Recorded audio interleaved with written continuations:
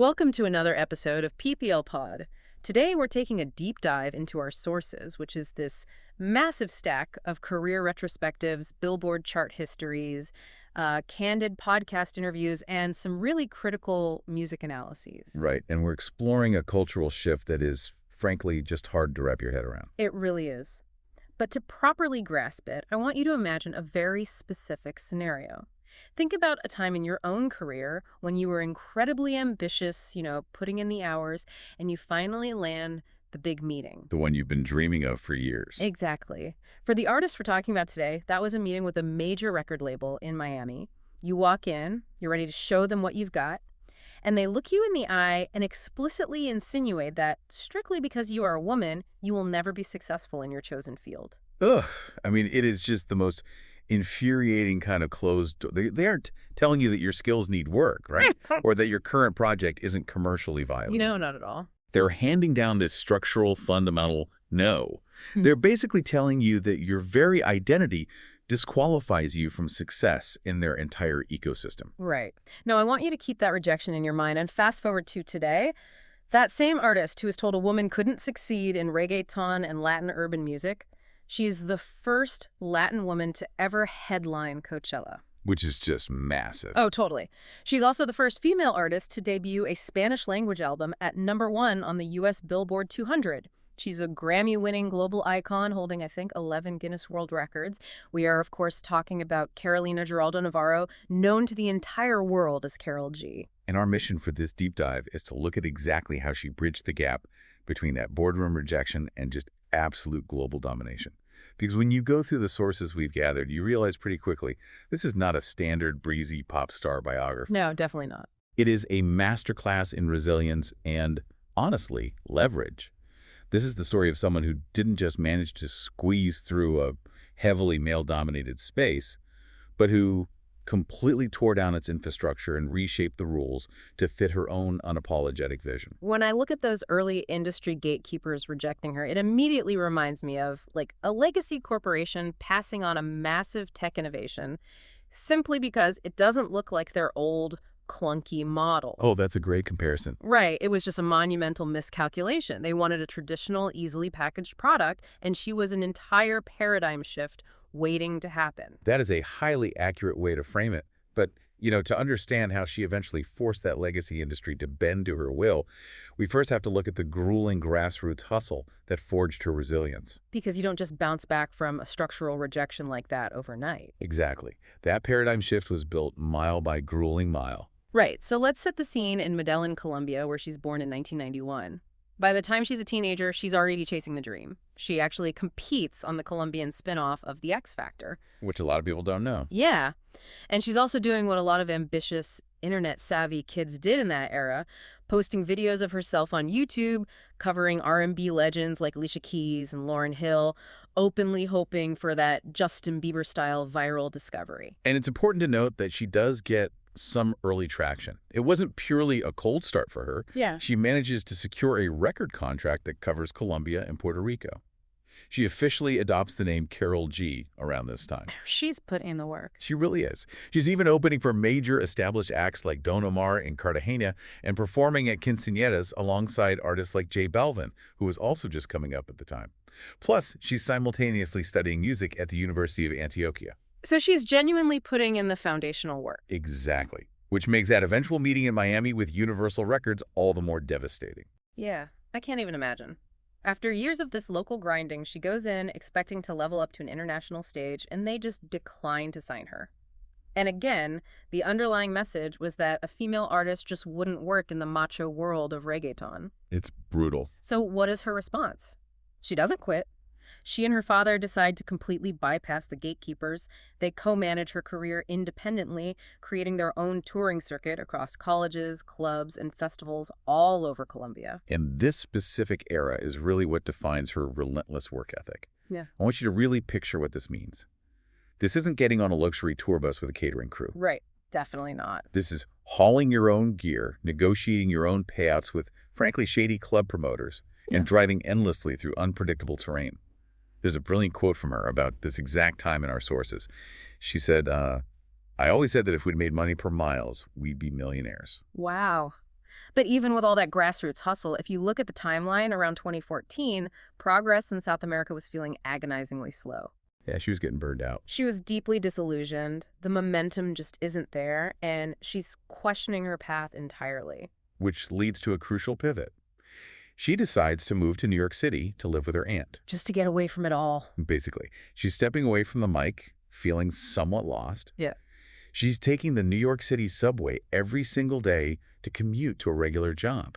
And while she's sitting on that subway, surrounded by the rush of the city, she starts noticing these advertisements plastered on the train cars. And these were ads offering educational courses and certifications in music business administration, right? Exactly. And she decides to enroll. Now, I want to pause here for a second. Why is taking a business class such a massive turning point for a creative artist? Like, how does learning about spreadsheets and contracts translate to a musical breakthrough? It changes everything because the traditional music industry, especially for young, hungry artists, thrives on keeping the talent in the dark about the actual mechanics of the business. Right, they want you to just be the talent. Exactly. Labels want you to focus purely on the art so they can control the distribution, the publishing rights, and most importantly, the leverage. By enrolling in those classes, she started to understand the very machine that had rejected her in Miami. So she learned how mechanical royalties work, how touring logistics are monetized. Yes, and how leverage is actually built. Taking control of the business side directly empowered her artistic identity, because when you understand how the levers are pulled, you stop waiting for a gatekeeper to give you permission to succeed. So armed with this entirely new perspective, like a CEO mindset, really, and a completely renewed drive, she doesn't just quietly re-enter the industry. She comes back with undeniable leverage. She does. By 2016, she signs a deal with Universal Music Latino. I just want to highlight the irony there. The exact same corporate umbrella that previously rejected her is now signing her. It's a massive vindication. But, understanding the business was only half the battle. To actually force Universal to push her to the top, she needed undeniable sound. And the true breakthrough comes in 2017 with a track called Ahora Me Llama, which was a collaboration with Puerto Rican trap artist Bad Bunny. The metrics on this track are insane. The video hits over 1 billion views on YouTube. It smashes its way into the top 10 on the Billboard Hot Latin Songs chart. It was everywhere. But we need to translate what this song actually was for someone who maybe isn't steeped in music production. The sources describe it as a bass-heavy, unapologetic trap anthem. What does that actually mean in the context of Latin music at the time? Well, for anyone who isn't a music producer, when we talk about heavy sub-bass and saturated hi-hats in Latin trap, we are talking about an aggressive, rattling, chest-thumping sonic architecture. Okay. Traditionally, that specific sound was utilized exclusively by male rappers to project dominance, street credibility, and machismo. What Karol G did was hijack that aggressive sonic architecture, but she layered it with lyrics about female empowerment, demanding respect, and making her own sex-positive decisions. Oh, wow. She actively challenged the hegemonic masculinity, the cultural dominance of men treating women merely as props or eye candy, by placing herself at the center of the narrative as the one with the power. Wait, I'm struggling with this a bit. I need to push back here. Sure, go ahead. You're saying she changed the rules and challenged the culture, but if you listen to Ahora Me Llama, it sounds exactly like the male trap songs of 2017. It absolutely does. Right, so if she's using the exact same aggressive sub-bass and the exact same trap beats as the guys, didn't she just conform to the male-dominated trend to guarantee herself a hit? How is that changing the rules? That is a completely fair question, but here is where the nuance matters.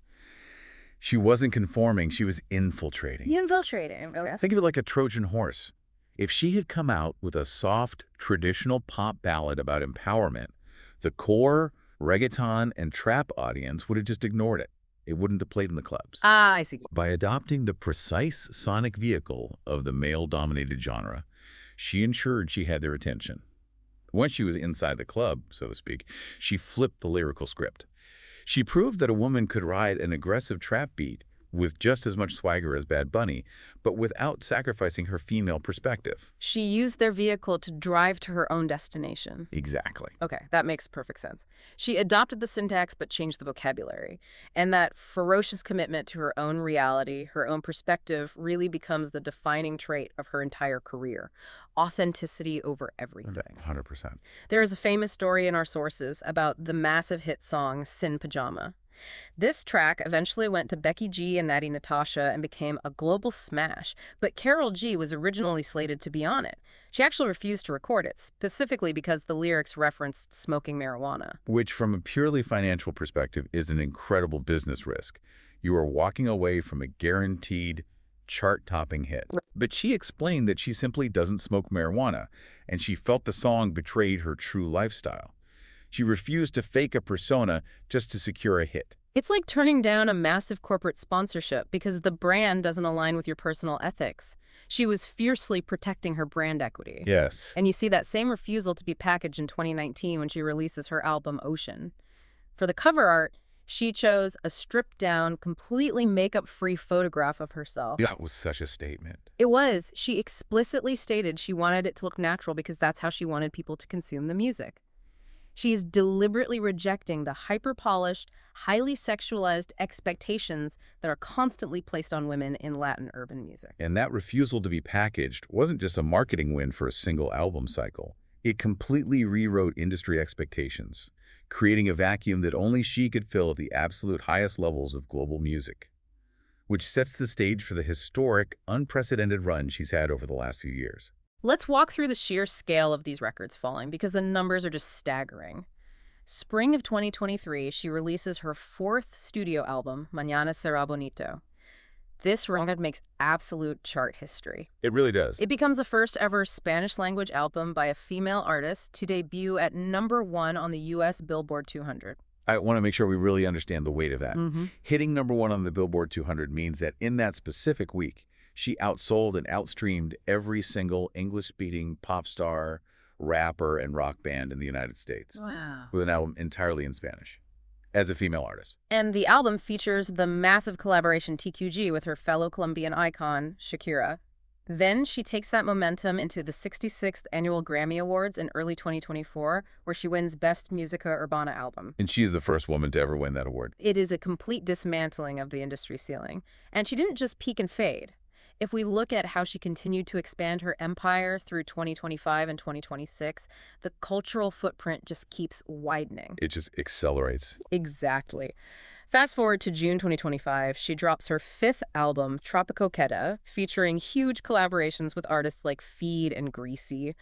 Just a few months later, in September 2025, she is commanding the halftime show at the NFL's first ever game in Brazil. And then immediately pivots again. Right. The very next month, October 2025, she becomes the first Colombian artist to ever perform and actually walk the runway at the Victoria's Secret fashion show. What stands out there is her ability to navigate entirely different cultural spheres. The NFL halftime demographic and the Victoria's Secret fashion show demographic are massively different audiences. Oh, entirely. Yeah, yet she seamlessly commands both stages without altering her core identity. But the absolute pinnacle of her live performance career happens in April 2026. Coachella. Yes, she becomes the first Latin woman to ever headline Coachella. Her headlining set received universal critical acclaim.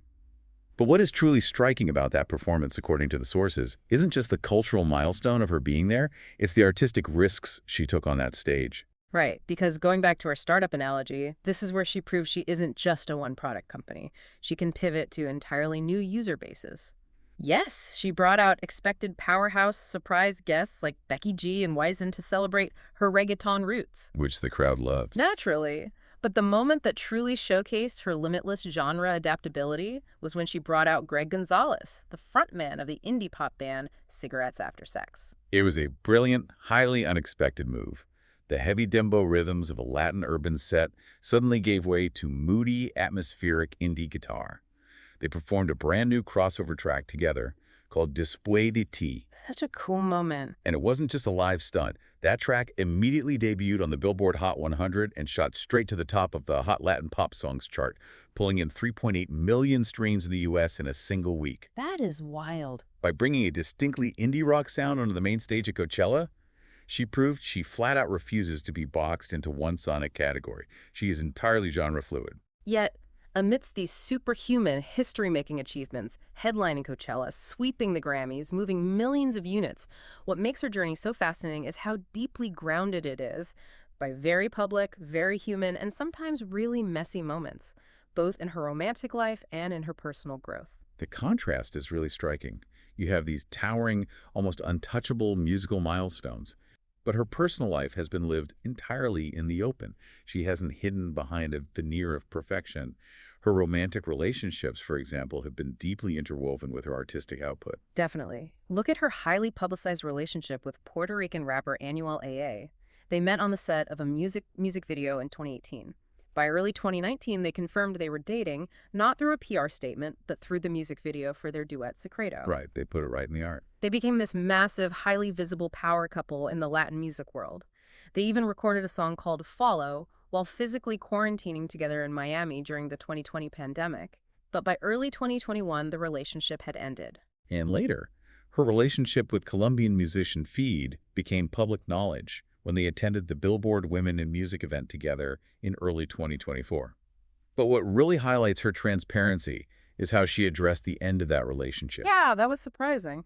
In April 2026, she went on the Call Her Daddy podcast and showed an incredible amount of raw vulnerability.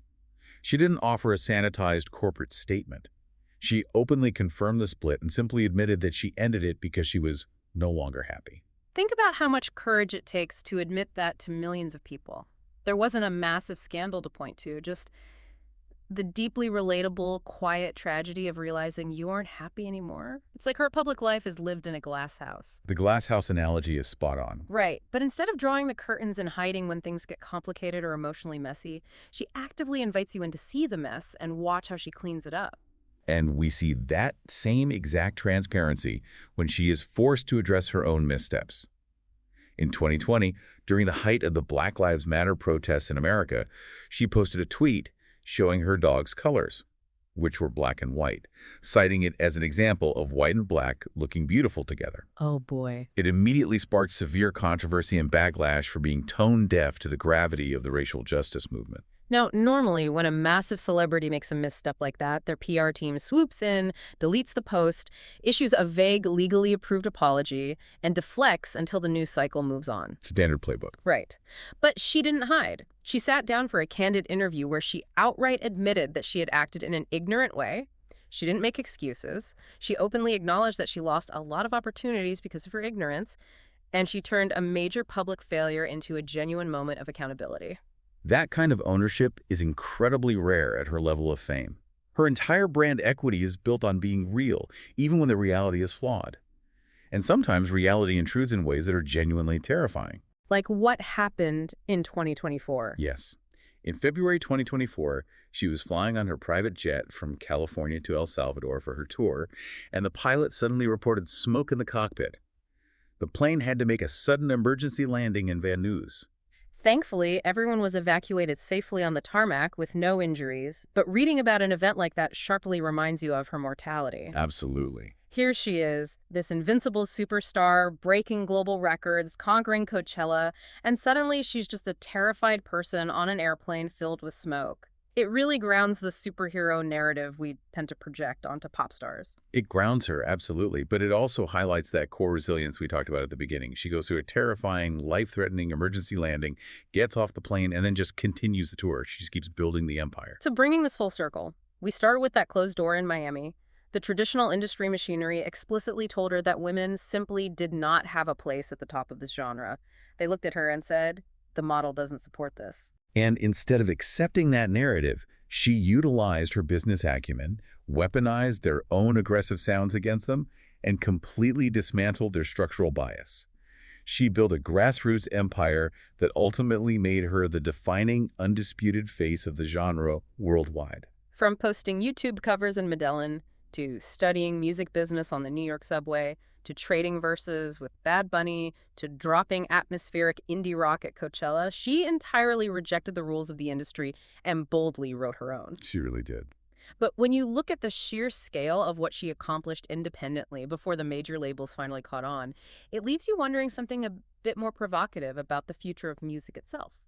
As artists like Karol G prove they don't actually need traditional gatekeepers to reach a global scale, what is the future of the legacy record label? If an artist can learn the business, build their own leverage, and speak directly to millions of fans, in 10 years, will the music industry even have doors left to lock? That is the multi-billion-dollar question. Because true innovation doesn't just bypass the gatekeepers eventually, It makes the gates themselves entirely obsolete. Thanks for listening to Beetle Pod. Keep tuning in for more stories worth knowing.